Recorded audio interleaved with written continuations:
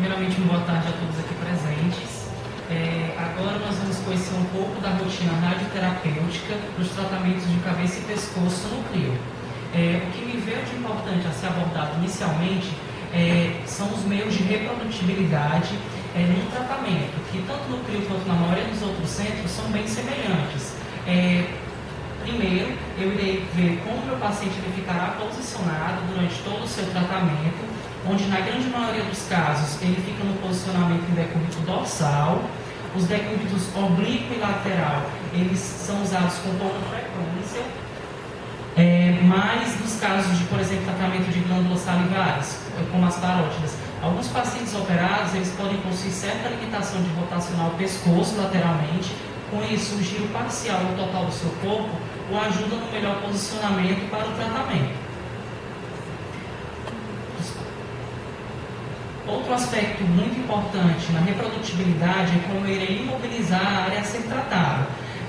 No caso, a máscara termoplástica ela é o meio mais importante imobilizador dos tratamentos de cabeça e pescoço, onde ela, ao ser aquecida, ela se molda à face e ao pescoço do paciente. Mas antes dessa máscara ela ser confeccionada, é importante que o médico radioterapeuta ele faça a escolha do melhor suporte de cabeça e pescoço para o tratamento. No CRIO nós temos disponíveis 6 variações de suportes, que no caso são eles: o suporte A, tido como de semi-extensão do pescoço, que ele é bem empregado nos tratamentos de laringe. Tem o suporte B, que ele é tido como de posição anatômica, onde praticamente eu não tenho nenhuma flexão nem extensão do meu pescoço. O suporte C, que é tido como suporte de hiperextensão do pescoço, que ele é bem usado quando eu preciso afastar um pouco a face dos tratamentos mais localizados da região cervical. Suportes D e E, eles são tidos como suporte de extensão exagerada, eles são pouco usados, mas em pacientes que possuem o pescoço mais longo, eles possuem uma boa indicação. Suporte F também é pouco usado, mas pacientes que possuem uma cifose dorsal muito acentuada, ele pode ser indicado. O retrator de ombros ele é outro imobilizador que pode ser usado, que no caso ele é usado quando o médico ele tem por escolha campos de tratamentos mais longos, com comprimentos maior, que vão até a base do pescoço do paciente.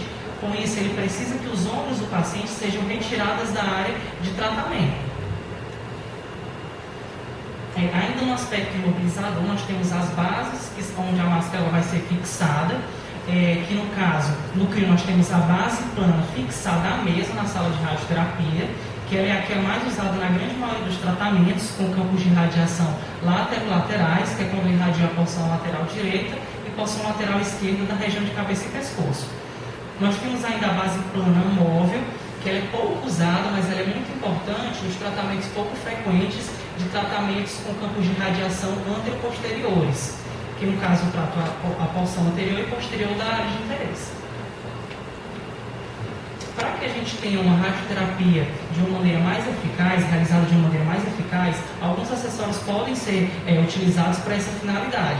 No CRIO, o uso de filtros compensadores de dose são geralmente utilizados, no caso, para ausência, regiões que têm ausência de tecido com variações de volumes. Com isso, eu tenho uma dificuldade na homogeneização da dose de radiação na área tratada e o filtro ele faz essa compensação. Os filtros físicos que possuímos estão disponíveis de acordo com o ângulo de inclinação, que pode ser de 15, 30, 45 e 60 graus, e a escolha de qual será utilizado vai depender do nível de declínio da superfície. Nós temos ainda o bolus, que ele também é usado com pouca frequência.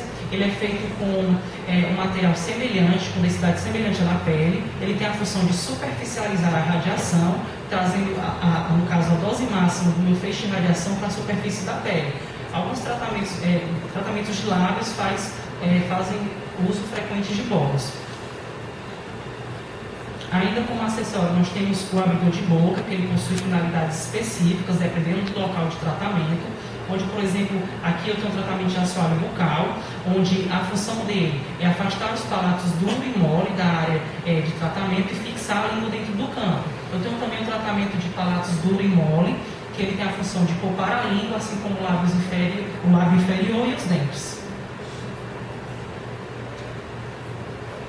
Atualmente, como modalidades radioterapêuticas para tratamento de cabeça e pescoço, no CRIO nós temos apenas a teleterapia, que ela é desempenhada de duas maneiras, no modo convencional e no modo conformacional, ambos com aceleradores lineares, onde o método convencional é o que é mais amplamente usado, e o conformacional é usado também, mas não com tanta frequência como o convencional. Na radioterapia convencional, ou 2D, ela caracteriza-se por fazer uso da técnica SSD, do inglês Skin Source Distance, que representa a distância da fonte de radiação até a pele do paciente, que para essa técnica, essa distância ela é sempre de 100 centímetros. Com isso, eu tenho o isocentro do meu equipamento sempre na pele do paciente.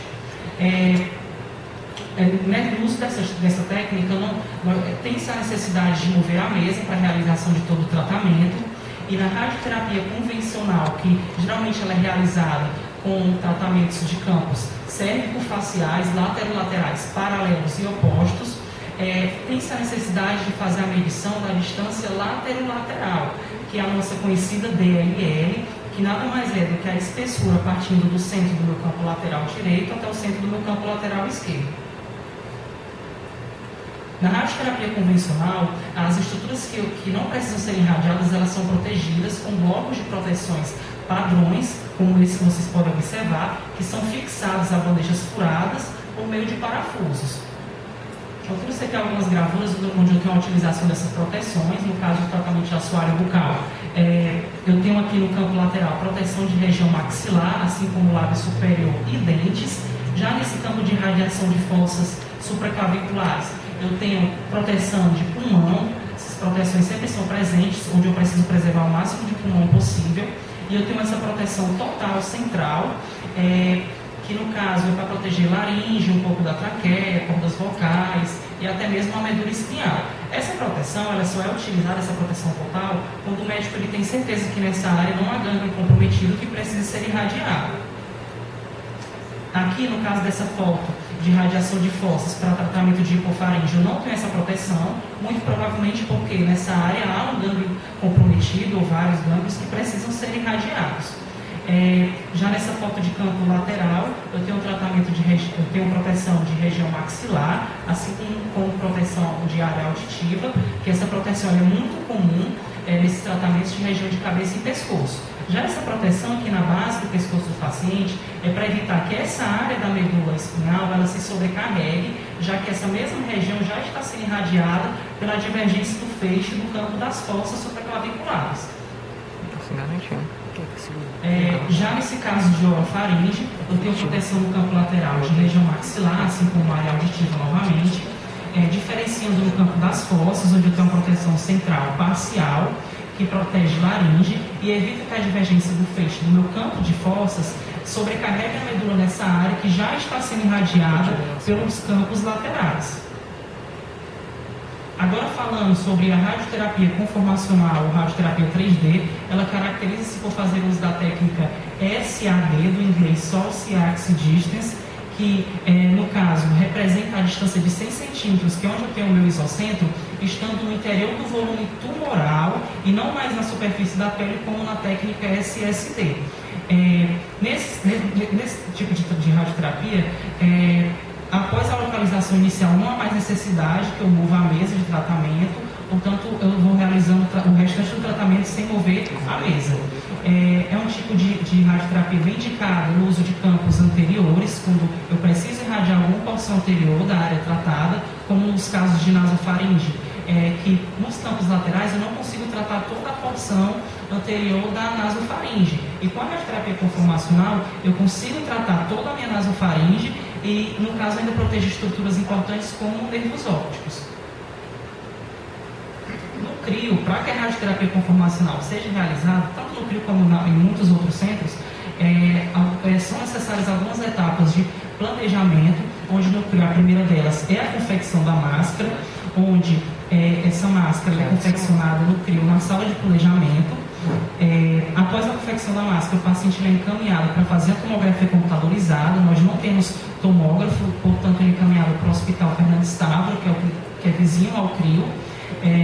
E no caso, na sala de tomografia ele é posicionado, onde a máscara também é colocada, e daí ocorre a marcação do isocentro através dos lasers de localização contidos na sala de tomografia.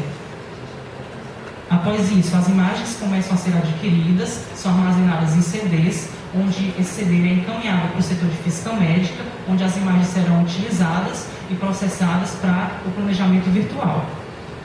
O médico, junto com o setor de física médica, eles fazem a simulação virtual do tratamento, observando estruturas importantes que precisam ser preservadas, assim como o melhor plano para a realização do tratamento, o tamanho de campo ideal, se há necessidade ou não do uso de filtros físicos, dentre outros fatores.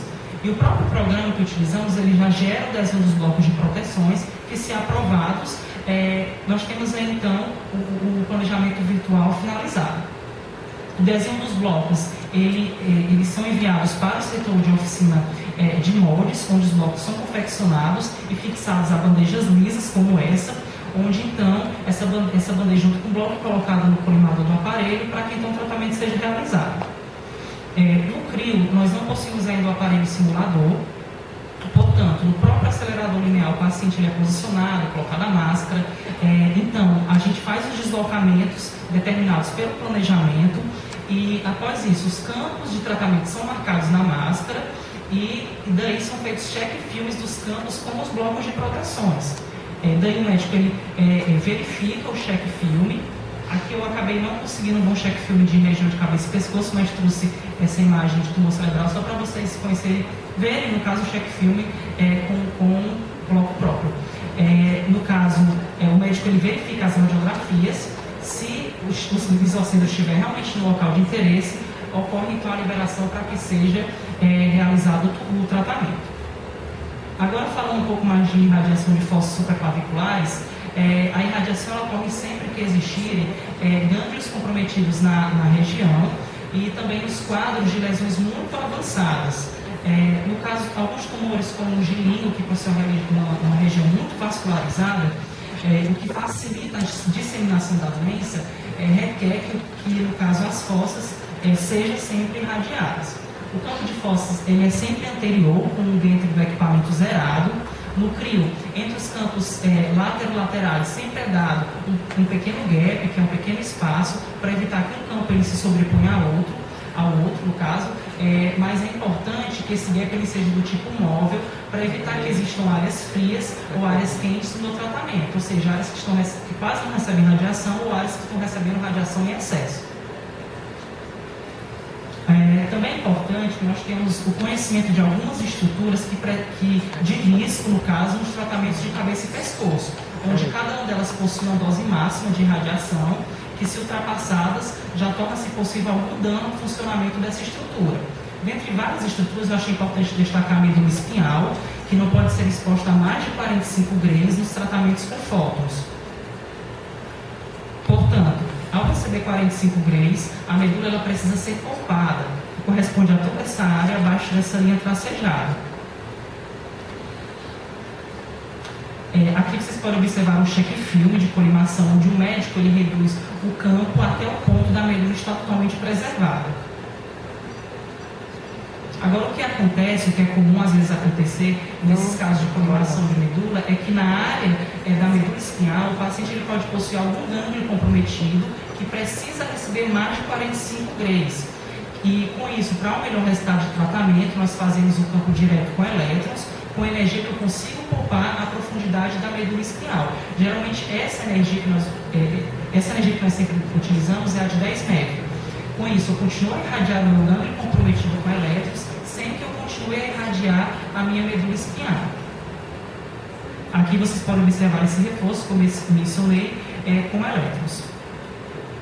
Agora, finalizando, não poderia deixar de comentar sobre a toxicidade que é tão presente na radioterapia.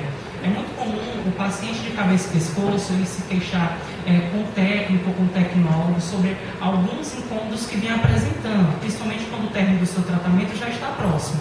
Entre algumas reações, eu destaquei a mucosite actínica, que é a inflamação da mucosa da cavidade oral, que, dependendo do seu grau, pode fazer o paciente deixar de se alimentar. Tem também a xerostomia, que é a diminuição da produção de saliva, que, dependendo dos níveis de irradiação, no caso das doses usadas, pode ter aí comprometimentos quase que irreversíveis às glândulas salivares. Temos também a ageusia, que é a diminuição do paladar, a radiodermite, que é a queimadura induzida pela radiação, cárie pela radiação, dentre muitas outras reações que precisam ser acompanhadas. Essas reações, todas em conjunto ou isoladas, elas podem levar o paciente a níveis de debilitação tão grande que o tratamento ele precisa ser interrompido, o que não é interessante para o paciente. E no CRIO, após as 10 primeiras aplicações, o paciente ele passa pela primeira consulta médica, onde é geralmente o período que as primeiras reações começam a aparecer. Após isso, a cada 5 aplicações, ele volta a passar pelo médico, mas isso não impede que nós, técnicos ou tecnólogos, possamos sempre questionar o paciente, como por exemplo em casos de radiodermite bem perceptíveis, no caso, questionar ele se ele já mostrou ao médico, à enfermagem, para que esse problema ele possa ser tratado, ou melhor, no caso, controlado, para que então a gente possa, quem sabe, ajudar num tratamento que precise ser interrompido. A gente fazendo esses questionamentos, a gente pode evitar essa interrupção. Muito obrigado.